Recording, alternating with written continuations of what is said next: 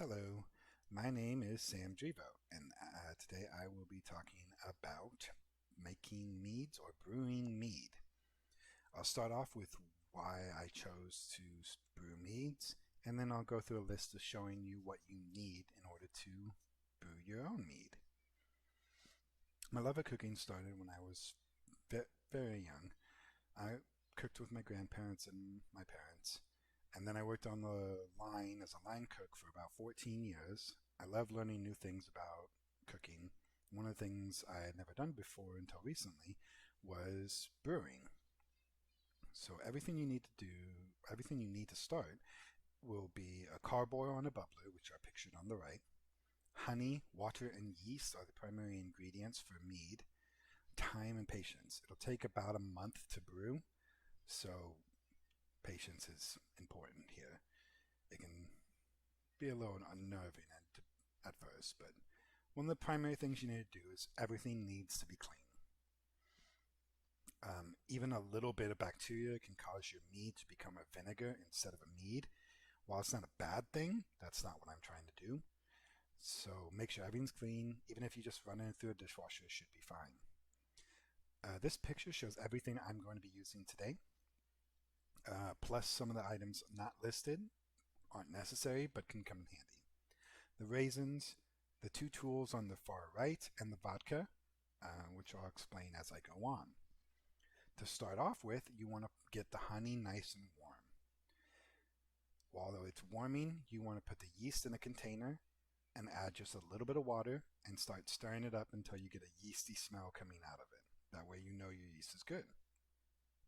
Your honey is nice and warm, it'll drip into the carboy, and that'll be your first step. Your next step will be to add water to the carboy. You want to use about half the water. I also added the raisins, and then what you want to do is you want to shake it up and to distribute the honey in the water nice and evenly. Carboy should come with a lid if you buy it from Amazon, and this will be what it sort of looks like afterwards. It depends on the type of honey you used. You want to shake it up really well. Make sure it's all distributed really well.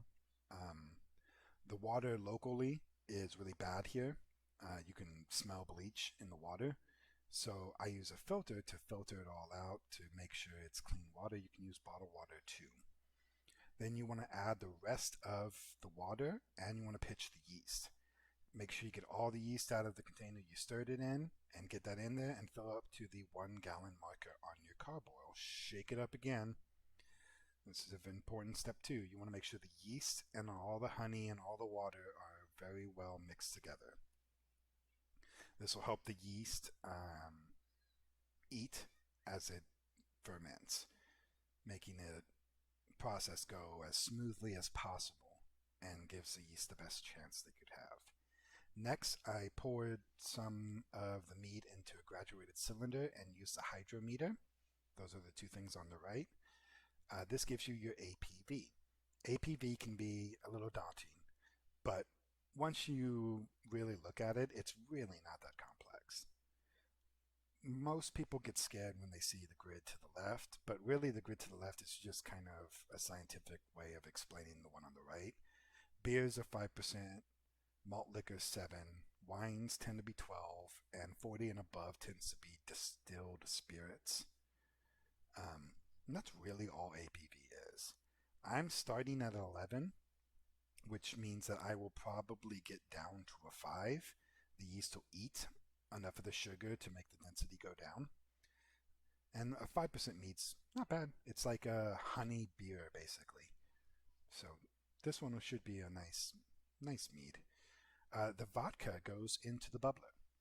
You want to use something like vodka because your bubbler can have the liquid inside of it get pulled into the carboy.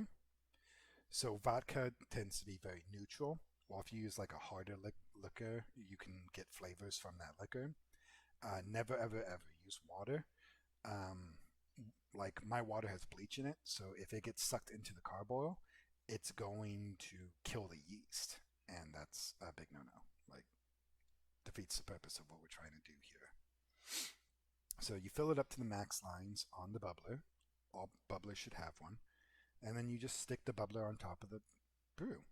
You then want to label what's in it because, as you can see, it's very foggy.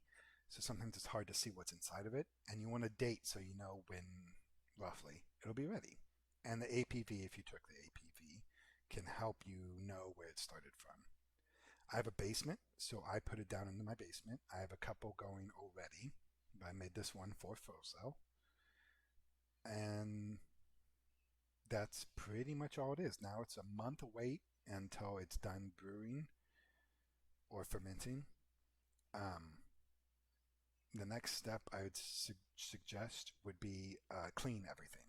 Honey is awful when it dries. So you want to clean it up and make sure all of your honey's off of it while it's still warm. It's a lot easier to get it clean. Get everything cleaned up. Get ready to put it all away. I use a small box to keep all of the instruments I have together. Um, and that's really basically the end of your first brew. Bottling would be another entire video by itself, so we'll have to just do that some other time. And that's it. You'd be time to enjoy your brew in about 1 month. And really, that's all you have to do. It's a very simple process, it's very tasty, it's relatively easy. The bacteria switching to vinegar is not a big deal, so just have fun with it and experiment as you go on.